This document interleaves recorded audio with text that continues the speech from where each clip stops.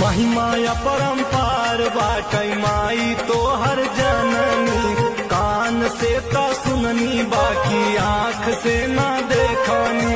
पूजे खातिर दे दे तू चरणवा हमारी माई हो, पूजे खातिर दे दे तू चरणवा हमारी माई हो। तोहर पे बाटे मोर धियनवा हमारी